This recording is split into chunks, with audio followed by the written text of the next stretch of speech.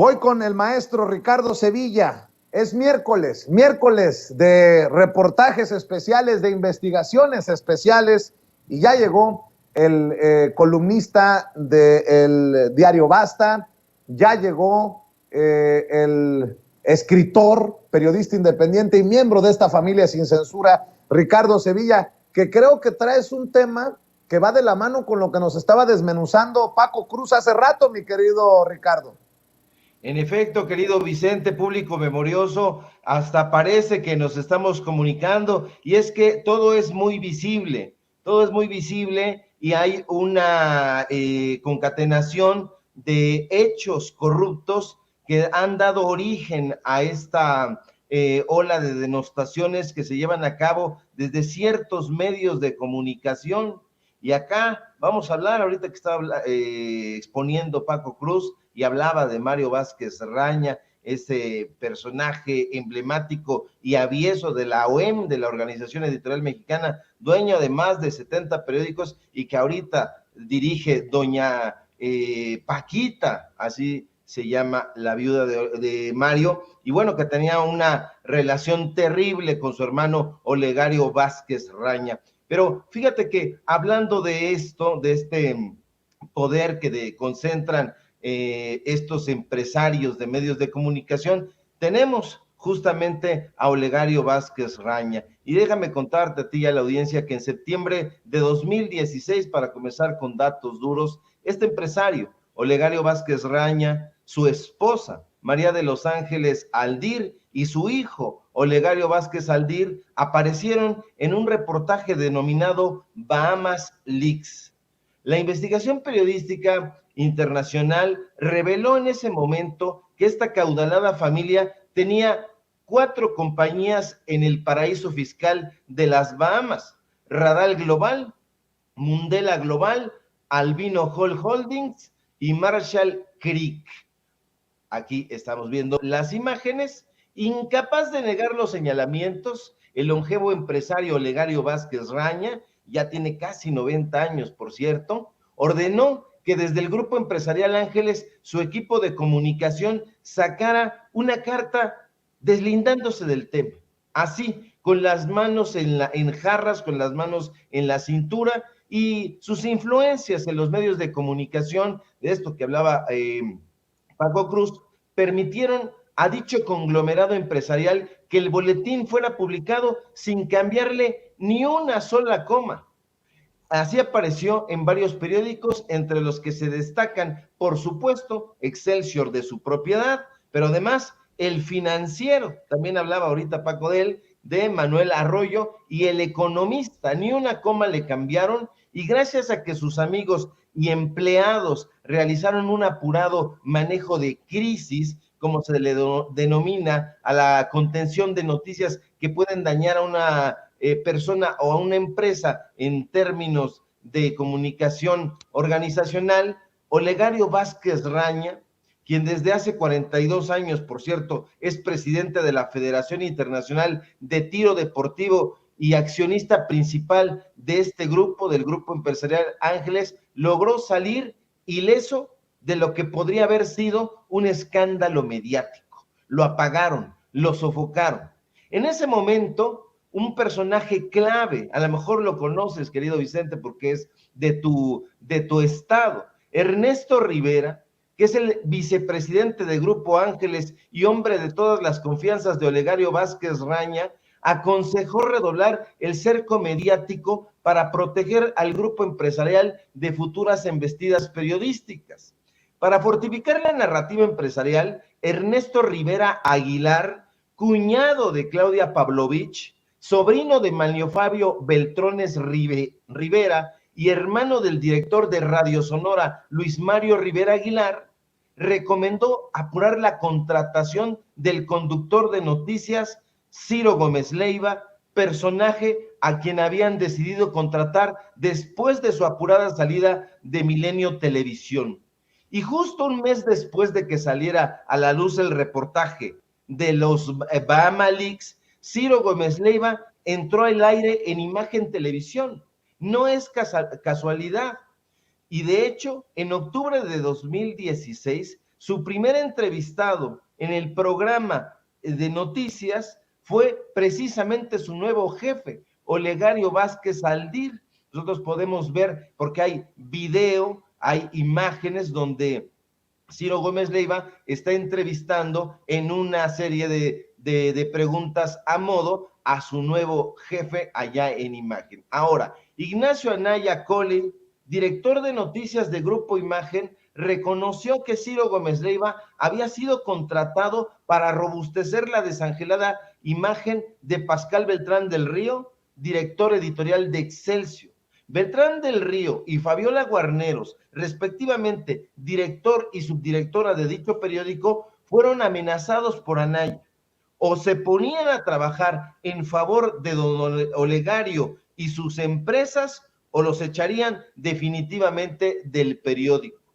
En una reunión celebrada en septiembre de 2016, de hecho, en las recién estrenadas oficinas de Ciudad Imagen, ubicadas aquí en la Ciudad de México, en Avenida Universidad 2014, en la colonia Copilco, en la alcaldía Coyoacán, el propio Ernesto Rivera e Ignacio Anaya dieron órdenes a sus dos comunicadores estelares, a Ciro Gómez Leiva y a Pascal Beltrán del Río, para que se pusieran a trabajar en favor de los intereses corporativos del grupo empresarial Ángeles. Gómez Leiva advirtió a Anaya sería el encargado de dirigir la operación. Incluso ahí mismo, Vicente, se pactó sacar de la sección de opinión a la reportera Ivonne Melgar y colocarla en el equipo de Gómez Leiva. Ya no iba a trabajar Ivonne Melgar con Lorena Rivera, que es la editora de opinión, y se iba a ir directamente a trabajar con Gómez Leiva. Y ahí continúa. Ahora bien,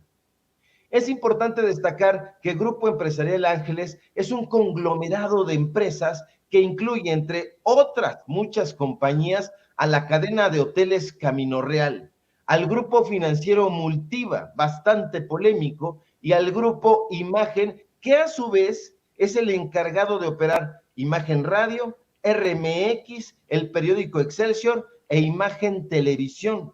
También es importante mencionar que durante el sexenio pasado, Excelsior y Grupo Imagen Televisión recibieron contratos de publicidad oficial por un monto total de 2,134 millones de pesos, que los colocó entre los principales beneficiarios de recursos federales en propaganda, que no publicidad, en propaganda pagada, a los que se sumaron otros contratos de construcción por más de 3,000 millones de pesos, claro, sin tomar en cuenta aquel contrato que dio a conocer el propio presidente López Obrador de 10,3 mil millones de pesos para las obras del aeropuerto, del que sería el Aeropuerto Internacional de México, el NAIM, y que les fue cancelado por la actual administración. Todo ello sin incluir tampoco la concesión que recibió el grupo para operar el tercer canal de televisión abierta en 2015, en épocas precisamente de Peña Nieto. Al interior de Excelsior, Vicente, los directivos, los editores, los fotógrafos y hasta los diseñadores gráficos sabían perfectamente que Grupo Imagen dependía fundamentalmente del dinero público. Al entrar en funciones, el actual gobierno federal decidió quitar la mayoría de los contratos a estos medios de comunicación. Les bajó tremendamente el monto. De hecho, los contratos a Excelsior eran prácticamente, como dice Paco Cruz, el sustento real de esa publicación que por lo demás fundó Rafael Alducín. Olegario estaba que echaba fuego por los ojos, cuenta sin censura una fuente que trabaja directamente en la oficina del propio Nacho Anaya. El hijo de don Olegario no podía creer que después de tener ingreso directo a la mesa y al presupuesto del gobierno de Vicente Fox, de Felipe Calderón y de Enrique Peña Nieto, ahora López Obrador le cerrara la puerta en la cara. De hecho, durante su gestión, Felipe Calderón ayudó a Olegario a consolidar y ampliar sus negocios enclavados principalmente en su emporio hospitalario, la cadena de Hospitales Ángeles, y en su cadena de hoteles Camino Real. De hecho, el gobierno calderonista, y ahí van más datos duros, entregaba anualmente a la empresa Centro de Diagnóstico Ángeles, Sociedad Anónima de Capital Variable, que es una subsidiaria de la compañía operadora de Hospitales Ángeles, más de 600 millones de pesos. Sí, más de 600 millones de pesos. Aquí está, usted lo puede ver porque estamos poniendo contratos. Son muchísimos contratos que obtuvimos en exclusiva. No los va a ver en otro lado. Y si los ve en otro lado es porque nos lo fusilaron. Pero estos son contratos que no se han dado a conocer y ahorita los está usted viendo. Son cualquier cantidad. Y aquí vemos uno, por ejemplo, de Compranet en azul, donde vemos la cifra, 678,527,798 de parte del gobierno que encabezaba Felipe Calderón a la operadora de Hospitales Ángeles en 2008, en un año. Pero no fueron los únicos contratos, Vicente. El gobierno calderonista concedió a las empresas de Olegario Vázquez Aldair más contratos. De hecho, antes de que terminara su gestión, a través de Tufik Miquel Ortega, que era el director del IMSS, se encargaron de subrogar la mayor parte de los servicios médicos del Instituto Mexicano del Seguro Social. Y el beneficio era con muchísima frecuencia el Centro de Diagnóstico Ángeles, Sociedad Anónima de Capital Variable de Olegario Vázquez Raña. Contratos ahí de 200 millones de pesos, de 180 millones de pesos, de 155 millones de pesos, eran entregados por adjudicación directa a los dueños del periódico Excelsior, sin que Pascal Beltrán del Río, que era el titular de noticias en ese momento en Excelsior Televisión y ya en ese momento el director editorial de Excelsior, no dijera nada. Nunca dijo nada, nunca alzó la voz. Aquí estamos viendo, insisto, los contratos. Está usted viendo, por ejemplo, el repositorio del IMSS. Aquí se los ponemos con flechita y toda la cosa, con subrayados para que los vea. Ojalá y quien nos ve y quien nos escuche de la derecha se atreviera a pasar esta documentación. Ahora, no obstante, aunque el presidente López Obrador ha desnudado los negocios que realmente le interesan defender a Olegario Vázquez Aldir y a sus voceros, Ciro Gómez Leiva, Pascal Beltrán del Río y a los editorialistas de Excelsior, Grupo Empresarial Ángeles se las ha ingeniado para seguir chupando de la obra del gobierno federal. ¿Qué le estoy diciendo?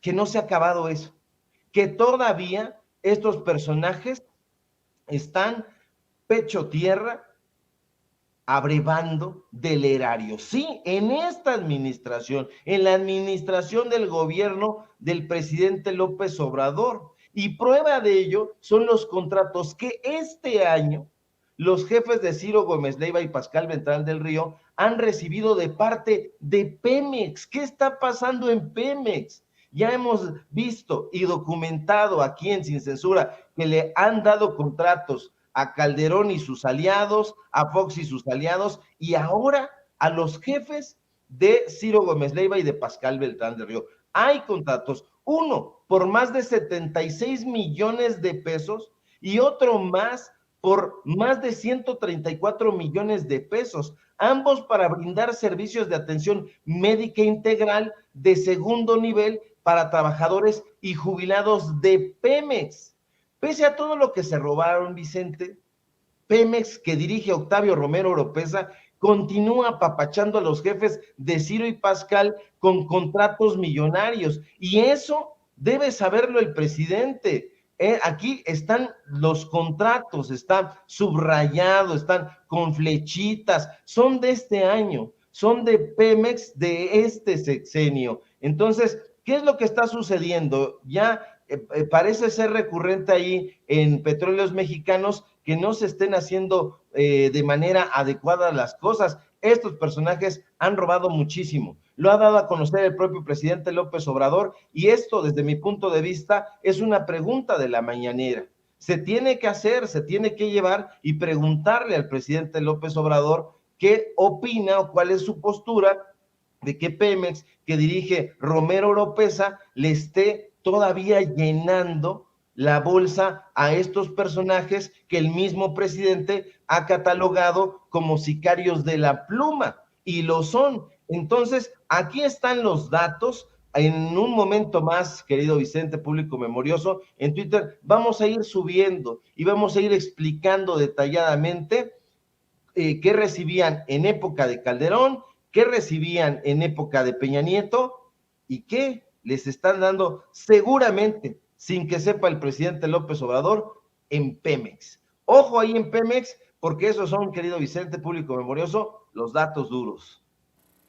Válgame, qué fuerte lo que nos acabas de presentar, querido Ricardo. Ahora sí que los datos duros ahí están sobre la mesa y a esperar a que se pronuncien los brothers, entendió el que entendió, ante esto que nos dejas para la audiencia de Sin Censura. Hay que también invitar a la gente para que te siga en tus trincheras, para que esté al pendiente de lo que escribes en el diario Basta, para que estén al pendiente de tus opiniones en Twitter, para que te vean y te escuchen en YouTube, querido Ricardo. Claro que sí, querido Vicente, síganme por favor en el diario Basta, en mi columna, hoy sale prácticamente todos los días.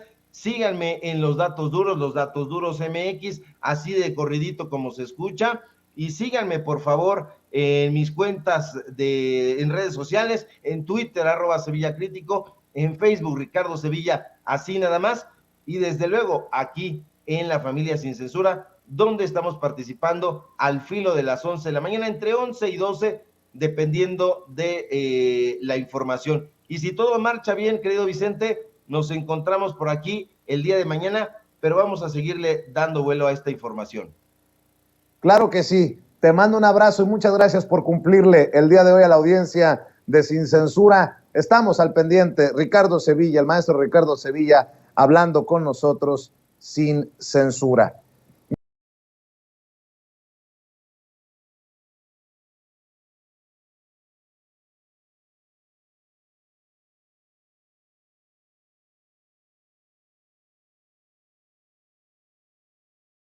Y miembro de estas mesas de diálogo de Sin Censura. Manuel, te mando un abrazo. ¿Cómo estás? Buenas tardes. Hola, ¿qué tal, Vicente? ¿Cómo estás? No te preocupes, pues esas confusiones suelen suceder, no hay ningún problema. Y un abrazo también para Jaime y para todo el auditorio. Gracias. Y ya llegó el maestro Jaime Hernández, editor de La Jornada Sin Fronteras en el gran periódico La Jornada, fundador, al igual que Manuel, de su propio canal en YouTube y miembro de esta familia Sin Censura. ¿Cómo estás, maestro Jaime? Te mando un abrazo también a ti. Good morning, my dear friend Vicente Serrano. Aquí estamos. Muy bien, muy bien, muy bien. Ahí ya escucho Jaime Hernández. Pues antes de entrarle a este pleito que se desarrolló en redes sociales entre Felipe Calderón y el ministro presidente de la Suprema Corte de Justicia de la Nación, Arturo Saldívar, oigan, ¿en serio no? ¿A ustedes no les termina desgastando escuchar, leer, ver a estos que se dicen grandes periodistas de México? Esta señora, Beatriz Pajés, hasta reparte premios con el nombre de su papá, ¿no? Por delante, desde la revista Siempre. Y ya leía la columna que me parece literalmente una grosería que la publique un medio de comunicación que se diga medianamente responsable, ético. No está muy de la fregada ya esto, mi querido Manuel. Y luego aparte el presidente les pone así como gotita de limón en la herida. Decántense, no se agüiten los paleros, que es tiempo de definiciones, periodismo militante. No, pues les terminó de dar en la torre a todos estos que pues van a decir que no creen en el periodismo militante pero que se tiran al suelo si les dice uno que son mercenarios de la pluma. Mi querido Manuel, empecemos con eso, te escucho. Sí, pues es patético que muchos de los que están impulsando este discursito en redes de los paleros en redes, pues hayan sido servidores de lo más rastreros de los viejos partidos políticos. En el caso de Pajés, pues toda la vida ha sido priista, lamezuelas de los intereses del PRI que devastó este país, y que ahora salgan con estas cosas, pues es realmente patético, ¿no? O sea, muchos de los que rendían pleitesía al régimen neoliberal del PRIAN, que fueron copartícipes en cosas como la reforma energética, que tuvieron una cobertura muy, muy favorable hacia esos intereses, omitiendo completamente las otras posturas. Y digo, ahí me consta porque yo cubría ese tema en el Senado, todos los días revisaba los periódicos al día siguiente, y era pues muy contrastante ver cómo los argumentos en contra de la reforma energética prácticamente no aparecían, ¿no? Y ahora esos son los que están señalando o impulsando, promoviendo, alimentando, muchas veces con bots y con dinero que le están metiendo ahí en redes, pues el tema de los paleros, ¿no? Entonces, pues por tantita congruencia, ¿no? Pero ya sabemos que eso no existe, y que realmente lo que hay pues es una lucha de poder, hay una lucha política sobre estos temas, y por eso no es de extrañarse que personajes rastreros como Pajés pues haga este tipo de comentarios, ¿no? Pues ya hemos visto que ahí en sus espacios con Carlos Alarraq y demás, pues lo que menos importa es algún comentario con algún mínimo asidero a la realidad, ¿no? Lo que les importa es posicionar ciertas narrativas, y eso es en lo que están trabajando. Pero pues yo digo que a personajes como Pajés no hay que hacerle mucho caso, porque ni siquiera es relevante ni para los mismos priistas. Y pues por cierto que era de las que aparecía en las listas estas de los privilegiados durante el sexenio de Enrique Peña Nieto con contratos millonarios, ¿no? Entonces pues que no vengan ahora con esas tonterías. Y sumemos a esta situación a gente que no entiende todavía la nueva realidad del periodismo. Por ejemplo, voy a compartir Daniel Blancas Madrigal, quien fuera corresponsal en Palacio Nacional de la Crónica de Hoy, y digo que fuera porque ya dice que él no va a seguir haciéndole el caldo gordo a la carpa, al circo de Jesús Ramírez Cuevas, quien fue llevado ante las autoridades por Hans Salazar por agresión, quien ahora es de los que señala con el dedo, según él, porque él se considera juez, quién es verdadero periodista y quién es palero. Escribe, y me parece de lo más honesto que le he leído en los últimos días: soy de los frustrados que siempre han pensado que periodismo debe servir para denunciar abusos y corruptelas de gobiernos y políticos, para despertar a ciudadanos frente a esos excesos. Pero tiene razón López Obrador, arrastramos colota por triste papel que medios y voceros han jugado. ¿Cómo posicionamos al periodista para que haga su labor? ¿Abriendo sus propios canales o medios? ¿Y de qué vivimos? La mayoría de la gente es muy pobre como para estar donando a un canal periodístico fuera del empresarial. Mi querido Daniel Blancas, creo que lo que se necesitan son un par de huevitos con su respectiva yema, se lo pones al chocomil y perderle el miedo a no estar casado con el cheque que te pague una empresa. ¿Es fácil? No. Pero creo que algunos hemos demostrado que gracias a la audiencia es que se puede seguir comunicando honesta y transparentemente. Pero bueno, ¿quién soy yo, hombre? Yo solo soy un simple palero, dicen estos personajes, para andar repartiendo opiniones y consejos. Mi querido Jaime Hernández, también escucho tus opiniones.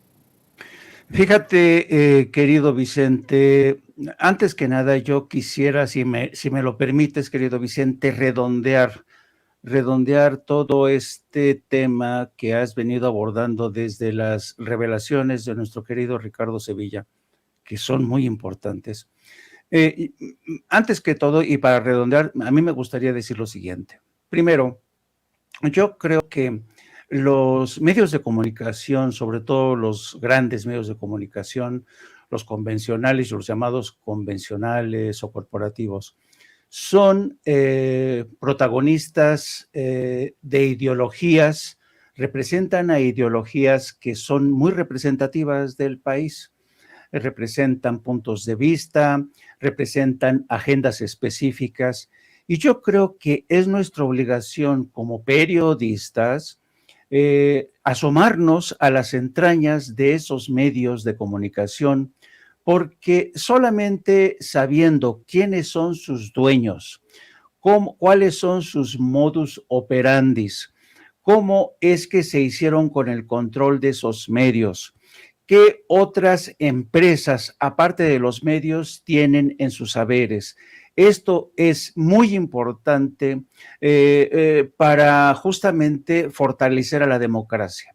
Yo creo que la opinión pública tiene el derecho de saber quiénes están detrás del diario Reforma, quiénes están detrás del diario Universal, quiénes están detrás del diario Excelsior, de Televisa, de TV Azteca. Y aunque la mayoría de ellos saben más o menos quiénes son, a veces se pierde de vista porque ellos son expertos en emboscarse detrás de las primeras planas de sus diarios, en los intereses ocultos, porque los medios son una fachada, querido Vicente. Ahora, si me lo permites también, a mí me resultó impactante y yo le agradezco mucho a Ricardo Sevilla esta mordacidad que tiene como investigador periodista, porque arrojó luz sobre algunos de los intereses del grupo de Olegario Vázquez Raña, el diario Excelsior, y me resulta a mí muy interesante en particular porque yo fui de los damnificados de Excelsior. Yo era cooperativista de Excelsior. A mí, tras la crisis desatada por Vicente Fox, que se empeñó en destruir a ese diario, a esa cooperativa, desde entonces han quedado muchas preguntas sin respuesta. Por ejemplo, la muerte del último director general de Excelsior, José Manuel Nava, un espléndido periodista que fue corresponsal en Washington del Excelsior durante mucho tiempo, murió siendo el último director general de Excelsior y el último negociador frente al grupo de Olegario Vázquez Raña. También como en los meses previos a la adquisición de este grupo, los anteriores directivos de Excelsior se hicieron con fortunas inmensas, entre ellas, por ejemplo, Regino Díaz Redondo, que hizo una transferencia brutal de una fortuna a Madrid y se compró una residencia impresionante, como el Excelsior, que durante décadas se convirtió en una suerte de Pravda, en una suerte de diario al servicio del PRI.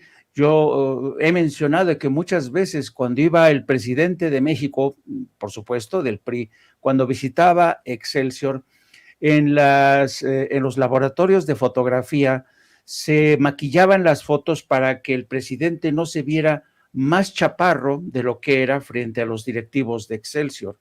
Era todo un manejo de comunicación de Estado.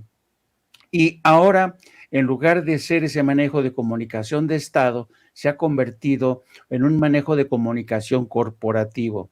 Me refiero a Reforma, me refiero a Excelsior, y cuando yo escucho a periodistas rasgándose las vestiduras que trabajan para esos medios, asegurando que son incapaces de abrir la boca, de denunciar porque perderían su puesto y las cosas están muy complicadas, yo lo entiendo, pero entonces, si están en una posición tan frágil, pues más vale que también se contengan a la hora de criticar a otros periodistas que han tenido los pantalones suficientes para iniciar por sí mismos proyectos independientes, proyectos independientes que a veces, y tú lo sabes muy bien, querido Vicente, llevan por momentos amargos de incertidumbre, sobre todo financiera, ataques desde medios convencionales.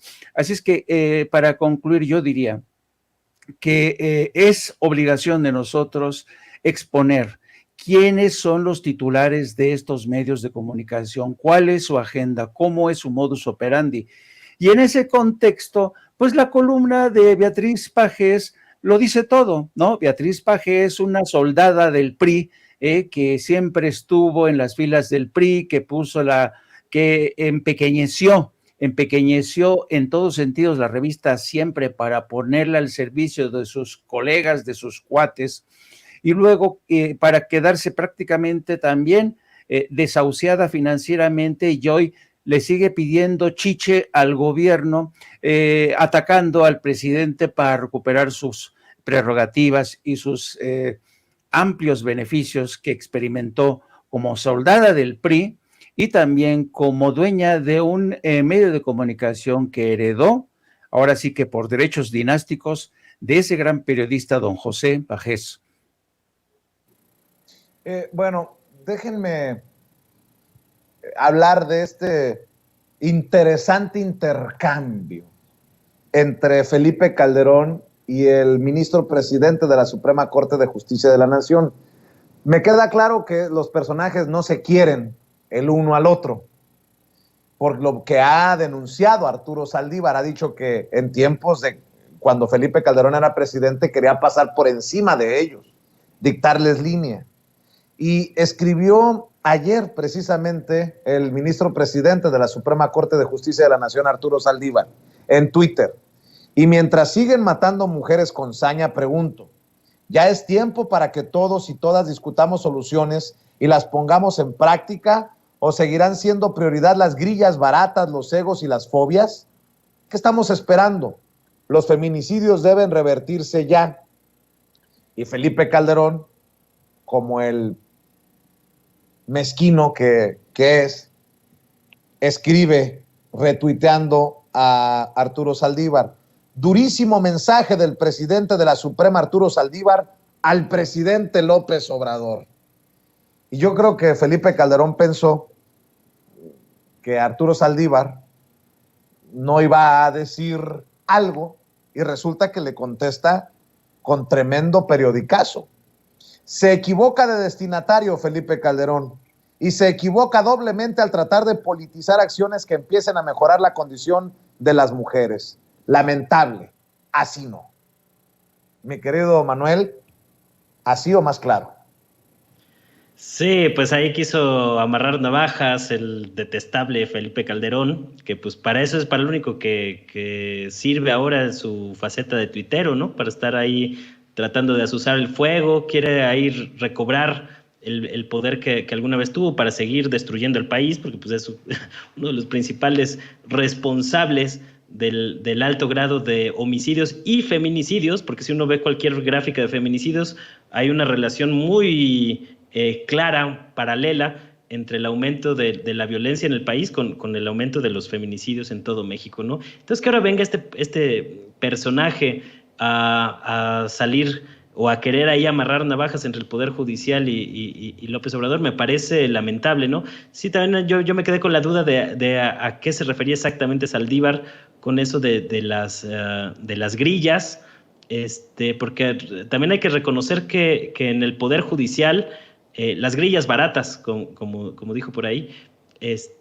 porque de alguna manera pues sí también se da luego de que López Obrador exhibió los altos ingresos de la Suprema Corte de Justicia de la Nación, de los ministros de la Corte y de la Judicatura, que son donde el ministro presidente de la Corte ocupa un doble cargo, y que ha quedado a deber también esta limpia que se propusieron desde un inicio Saldívar y López Obrador en el Poder Judicial. Seguimos viendo que pues, hay jueces que otorgan amparos a las mafias del sector energético, a las mafias de los altos funcionarios que se han amparado para evadir la ley de austeridad republicana, etcétera, etcétera, ¿no? Entonces, el Poder Judicial todavía tiene un reto muy importante por sacar adelante esta limpia en el Poder Judicial, que se ha quedado muy, muy corta, y que no hemos visto tampoco que sea un tema muy comentado en los medios de comunicación. Todo se le achaca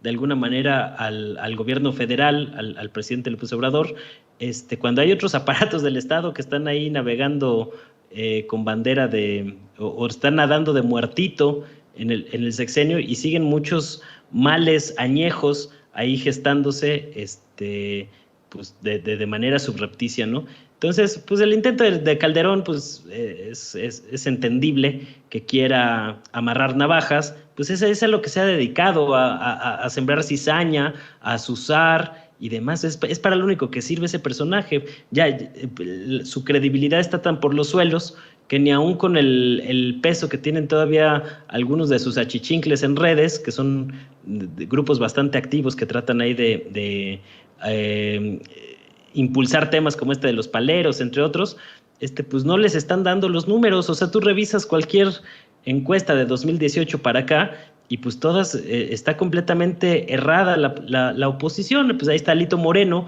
que lo vemos más haciendo giras en el extranjero, ahora estaba muy feliz paseándose ahí en Washington, en el Capitolio, estuvo hace poco en Europa. O sea, estos personajes creen que yendo al extranjero a acusar al gobierno federal van a obtener algo en lugar de recorrer el país a ras de tierra, como también les recomendó por ahí López Obrador a varios de los aspirantes a la candidatura presidencial de Morena, que hicieran campaña de tierra. Fue algunas de los comentarios que hizo. Y pues el PAN anda por las mismas, ¿no? Ahí vemos a un Marco Cortés completamente errático, intrascendente, insustancial, que le siguen apostando a los pocos espacios que tienen ahí en los medios corporativos, o la poca pegada que tienen ya los medios corporativos, porque tú revisas también las encuestas de falta de credibilidad en los medios de comunicación y son tremendas, ¿no? Muchos de los que se quejan de este asunto de los paleros, pues deberían de revisar las encuestas. En Estados Unidos acaba de salir una que dice que 9 de cada 10 personas no cree en lo que dicen los medios de comunicación. 9 de cada 10 personas. Y esto pues es por algo, ¿no? O sea, todos los temas que han ocultado, que han encubierto, que han engañado, que minimizan, otros que maximizan a su conveniencia. Pues la gente en esta época de las redes sociales se da cuenta con mucho más facilidad de lo que ocurría en comparación a otras épocas donde nada más estaba la televisión o los periódicos como medios de información masiva, ¿no? Entonces los tiempos han cambiado y mucha gente pues parece que no se ha dado cuenta de este cambio tecnológico, este cambio social, este cambio político, este cambio de régimen en México, y muchos de estos comentarios cizañosos que vemos, pues es para recobrar esos viejos privilegios que ahora ven en peligro, y eso explica muchas de las tensiones políticas tanto en México como en el mundo. Así es. ¿Cómo ves tú coscorrón, políticamente hablando, del ministro Saldívar a Felipe Calderón, que creo que es menor a todo lo que ha dicho Saldívar de Felipe Calderón cuando era presidente y cuando él era ministro, ahora como ministro presidente? ¿Cómo ves, Jaime? Pues yo lo veo muy merecido este coscorrón porque, mira, yo creo que a todos, a una inmensa mayoría de mexicanos, nos tiene harto el activismo de Felipe Calderón en Twitter, y te voy a decir por qué. No por su insistencia, no por su protagonismo, sino por la hipocresía que destila a través de su cuenta de Twitter. Hay que tener en cuenta que es que de verdad es una invitación al sarcasmo que Felipe Calderón le reclame al presidente de México, Andrés Manuel López Obrador, y de alguna manera a Arturo Saldívar, la situación tan escandalosa de los feminicidios en México, que sí, es escandalosa, pero que ya no se acuerda Felipe Calderón de las muertas de Ciudad Juárez, una crisis que se acentuó precisamente durante su mandato. Ya no se acuerda de esas mujeres que murieron desatendidos los casos bajo su presidencia, gracias a una guerra irresponsable que desató este personaje. Por tanto, yo creo que Felipe Calderón, con este tipo de tweets, deja al descubierto no solamente su mala entraña, ¿sabes? Yo creo que es un político, no, retiro lo de político, es un rufián desquiciado que intenta a cada rato, ¿sabes?, hacer ruido, interferir, criticar, pero es lo único que ha podido ser y podrá seguir haciendo, porque para su beneficio hay que decir que gozamos de amplias libertades en este país. Ya cualquiera puede lanzar un tuit despotricando contra incluso el presidente o el ministro supremo, el presidente de la Suprema Corte de Justicia.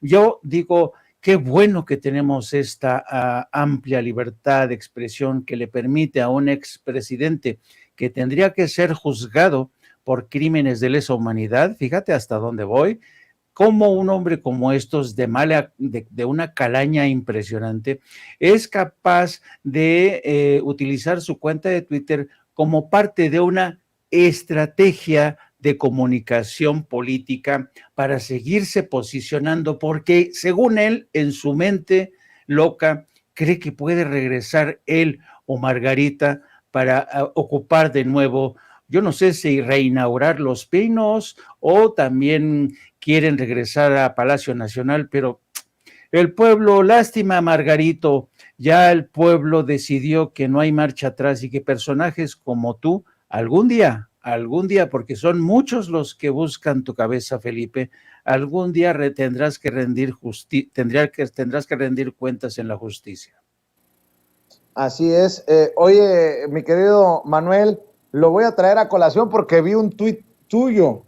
Vi un tuit en el que criticabas la banalidad precisamente hablando de medios de comunicación, vi un tuit tuyo sobre la aparición del presidente de Ucrania y su esposa en la revista Vogue, y en plena guerra, permitiendo que les tomen fotografías, estas fotografías con maquillaje, con peinado, y a mí me dio asquito, la verdad, me dio mucho asco, porque además te puedo asegurar que los legisladores de Movimiento Ciudadano, los Chertorivsky, los Jorge Álvarez Maínez, aplaudirán una portada y una cobertura tan extensa que le han dado en la revista Vogue, que es algo así para la gente que nos está viendo como la revista Hola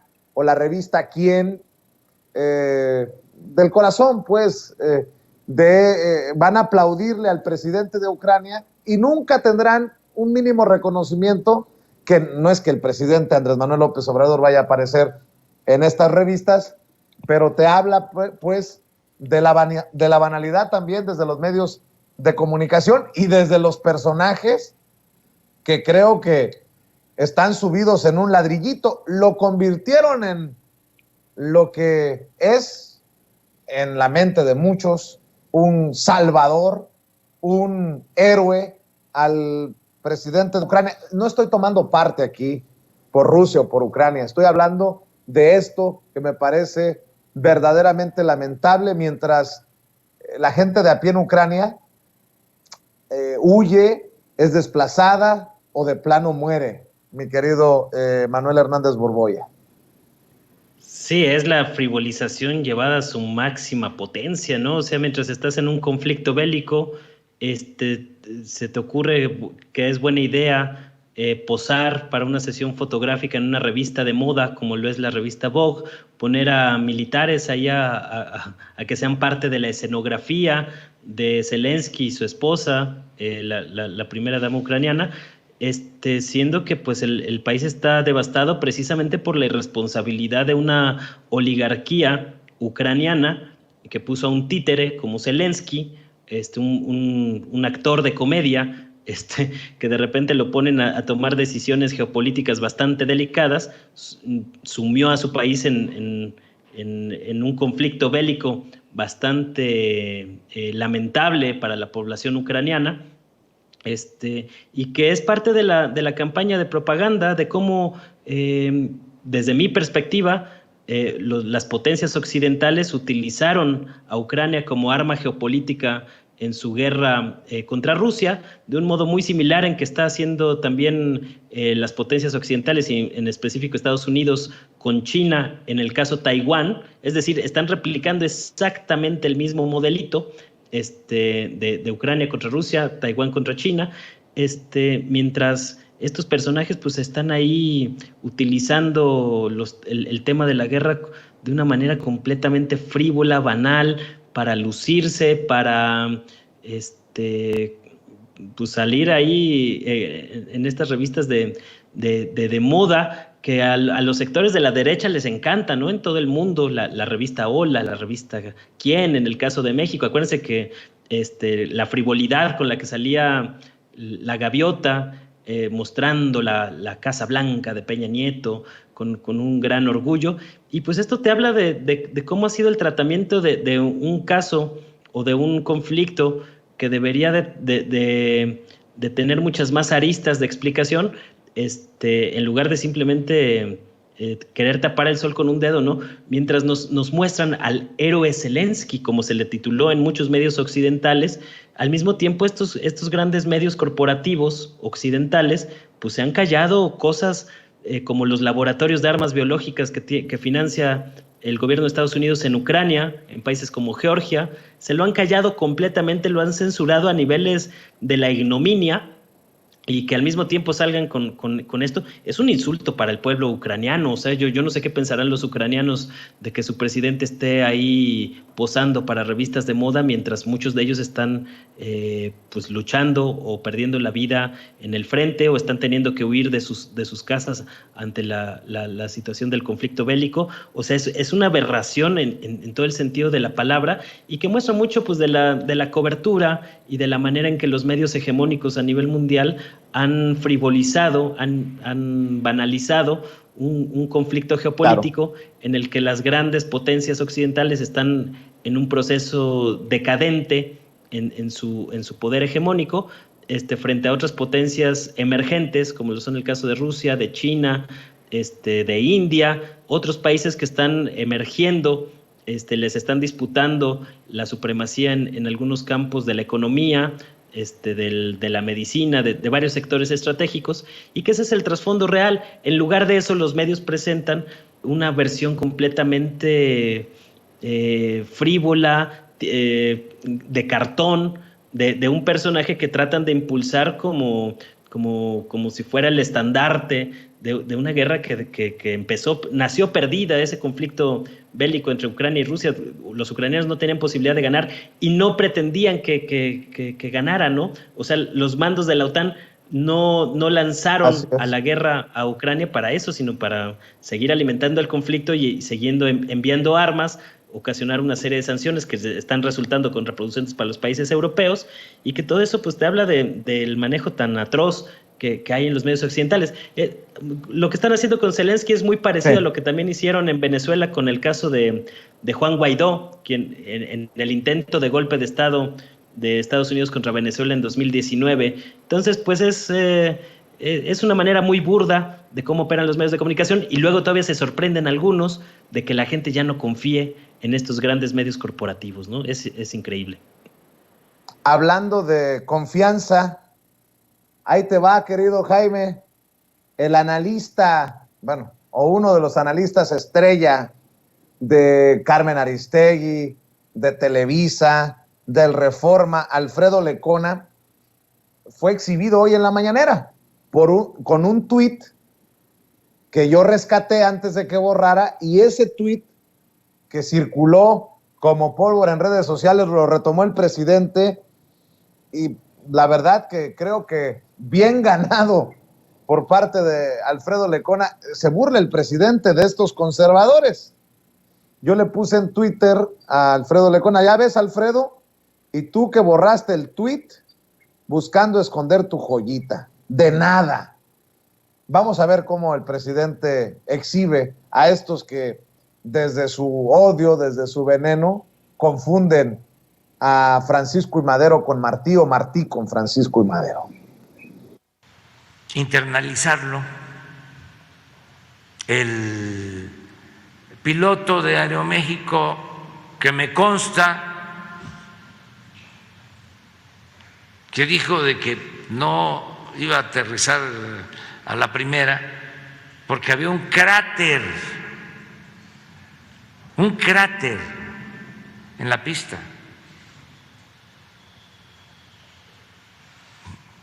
Sí hay algo de diferencia entre un bache, un socavón y un cráter, ¿verdad?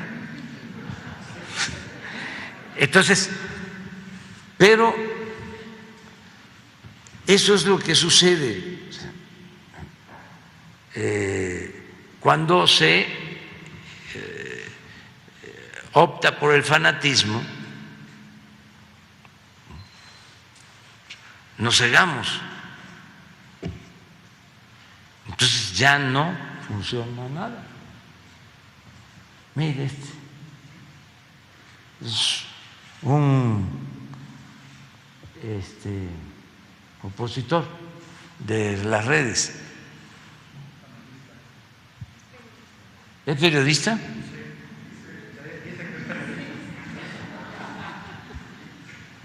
Mire, se ve tan chiquito al lado de Madero. Además, decía Napoleón que la grandeza se mide de la cabeza al cielo.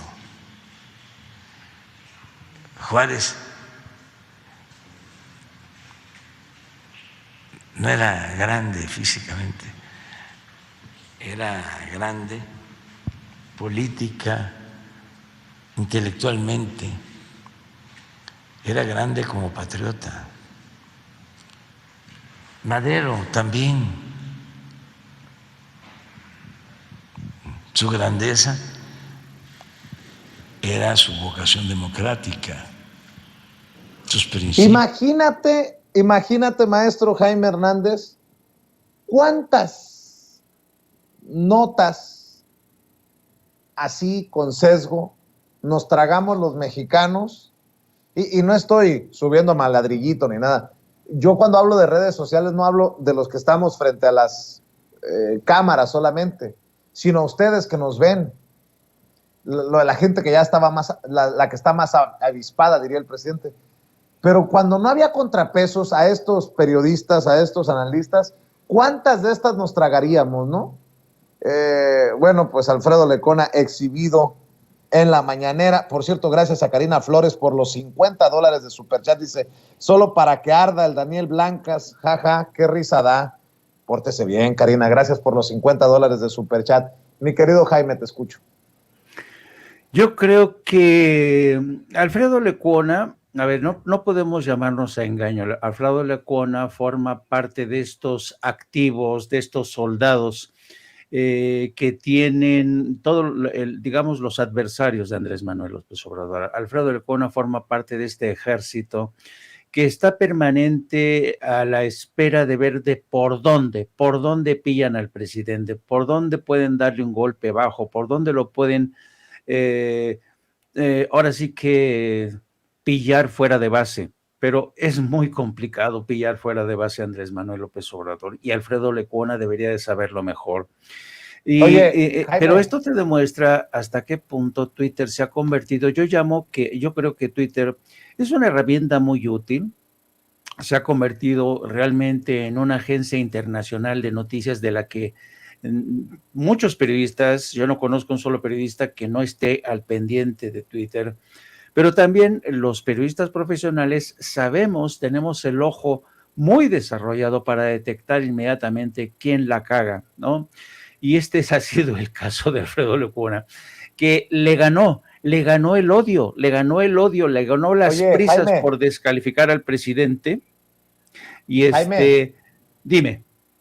¿Quieres ver que tienes razón cuando hablas de odio contra López Obrador? ¿Quieres ver que no exageramos cuando decimos que estos personajes como Alfredo Lecona tienen odio a López Obrador? Pues ahí te va lo que publicó en Twitter, Jaime. A ver. No encuentro la parte de la mañanera en la que el presidente se burla de mi pifia y pone la parodia del presidente Andrés Manuel López Obrador. De ese nivel, el gran analista del Reforma, de Carmen Aristegui y de Televisa. Porque estabas hablando de odio. Si esto no es odio, ¿qué es? Esa es espuma rabiosa que aflora en Twitter, querido Vicente. Es la espuma rabiosa de esta gente fíjate que incluso a ellos les encanta que el presidente hable de ellos porque de esta manera ellos se posicionan, ¿sabes? Se posicionan como los adversarios, con los personajes a los que hay que tomar en cuenta, con los personajes que están detrás ahí vigilando todos y cada uno de los movimientos del presidente, de los paleros, como dicen ellos. Pero yo creo que el grave problema que tiene esta gente es que son incapaces de mirarse al espejo. Qué jodido, ¿no? Qué jodido sería si Alfredo Lecona tuviera el valor de asomarse al espejo y verse tal y como se ha convertido en una caricatura, no acepta sus errores, cosa que denota una deshonestidad intelectual preocupante, porque yo creo que un síntoma de honestidad intelectual es aceptar con humildad cuando uno la caga, pero cuando hay deshonestidad intelectual lo niegas todo. Y yo creo que eso es precisamente el botón de distinción de toda esta gente. La deshonestidad intelectual, la deshonestidad política. Como ha dicho el presidente, eso es lo que caracteriza a la derecha rabiosa, la deshonestidad. Por más que tú que te empeñes en reeducarlos o en mostrarles la realidad, ellos te van a decir que no. Mientras esa realidad no se ajuste a lo que ellos quieren, pues se van a negar en redondo a admitirlo. Así es que yo creo que Alfredo Lecona tiene serios problemas para verse en el espejo reflejado como la caricatura en la que se ha convertido, como la burla de millones de mexicanos, que seguramente en el lenguaje popular, y tú sabes que a veces es devastador, es en misericordia el lenguaje popular, muchos dirían, ya los estoy escuchando, se la metieron doblada y no quieren ni reconocerlo. Ufa. Para cerrar, Manuel, para cerrar, Jaime, los gobernadores de Morena estarían entre los mejor aprobados por los ciudadanos de sus estados, aunque el principal problema que siguen enfrentando es la inseguridad, revela una encuesta elaborada por Poligrama. El estudio destacó que entre los 5 gobernadores estatales mejor evaluados, 4 pertenecen a Morena o al oficialismo y solo llevan un año al frente de sus entidades, como es el caso de San Luis Potosí, del Partido Verde, y de Sinaloa, Guerrero y Sonora de Morena, quienes resultaron electos en el 2021. Hay que recordar que el Verde es aliado de Morena, una alianza que llevó legislativamente el sector gobernante. El único gobernador de oposición en el top 5 es el del estado de Yucatán, el panista Mauricio Vila, quien fue electo desde 2018 y se posicionó en el 4º lugar. Pero esto sí me sorprende, ¿eh? El mejor evaluado fue Ricardo Gallardo, de San Luis Potosí, del Verde, y yo digo, ¿es en serio esto? No, con mucho respeto, ¿no? Le siguen Rubén Rocha, el profe Rocha de Sinaloa, Evelyn Salgado de Guerrero, y bueno, le decía, después está el gobernador de Yucatán, el panista Mauricio Vila, y cierra el top 5, el top 5, Alfonso Durazo. El peor evaluado también es un cercano al movimiento del presidente Andrés Manuel López Obrador, Cuauhtémoc Blanco, en el estado de Morelos, con una aprobación de solo el 27%. Mi querido Manuel, dame tu opinión acerca de este top 5 y nada más por mencionar, entre los peor evaluados también está Alejandro Murat, que ha sido muy cercano o muy abierto al presidente Andrés Manuel López Obrador, todavía gobernador de Oaxaca, quien se dice con posibilidad para el 2024 por el PRI, Francisco García Cabeza de Vaca del PAN en Tamaulipas, David Monreal, de Morena en Zacatecas y Alfredo del Mazo del PRI en el Estado de México. Mi querido Manuel. Sí, pues estas mediciones hay que tomarlas con cautela, son eso, mediciones. Sí sorprende lo de Gallardo, a mí también como que me brincó ese dato. Y de alguna manera creo que el caso de Vilas en Yucatán, que ha sido de los que han tratado también de posicionar ahí como presidenciables del PRIAN, pero digamos que no ha tenido mucha resonancia a nivel nacional, es muy poco conocido a nivel nacional. Aunque ha tenido pues ahí un gobierno discreto en Yucatán, ¿no? Entonces, creo que estas mediciones hay que tomarlas con cautela. Lo que sí, pues que creo que no le va a caer muy bien al sector de la oposición, al PRIAN, pues el hecho de que muy pocos de sus gobernadores figuran entre la predilección de la gente, y es que tampoco pues han hecho algo particularmente destacado, ¿no? O sea, a la hora de que hablan de ofrecer una alternativa de país, pues ¿cuál es esta alternativa? No se ve claro que los gobiernos estatales estén teniendo un lugar destacado, y creo que también los que deberían estar preocupados son Movimiento Ciudadano, de que prácticamente pues no figuran ahí entre los primeros lugares. Dos de sus fichas, ¿no? Enrique Alfaro en Jalisco y Samuel García en Nuevo León, que es actualmente pues un desastre completo el estado de Nuevo León, con toda la crisis del agua y demás. Pues han bajado mucho sus réditos, que era como la opción que estaban perfilando desde la derecha mexicana, pues tratar de posicionar a uno de estos dos gobernadores de oposición en dos de los estados con las metrópolis más grandes del país, junto con la Ciudad de México. Y que pues no les están creciendo los gallos, ¿no? Entonces la pregunta es, ¿cómo le van a hacer para competir en el 2024 con tan pocos gobernadores de su lado? Si bien es cierto que por ahí podrían recuperar la derecha entidades como Puebla, donde Barbosa pues ha tenido no el mejor mandato que se pudiera esperar para un gobierno dentro de la Cuarta Transformación, o algunos otros perfiles de este tipo, pues tienen muy pocas fichas para competir. Estamos viendo también las encuestas del Estado de México, pues es amplia la ventaja. El Financiero da entre 10 y 12 puntos a quien vaya a ser el próximo candidato o candidata a la gubernatura del Estado de México por Morena, que muy probablemente, y yo ya casi que lo podría ir cantando o dando por hecho desde ahorita, que va a ser Delfina Gómez, frente a cualquier prianista, ¿no? Entonces corren el gravísimo riesgo de perder el Estado de México el próximo año,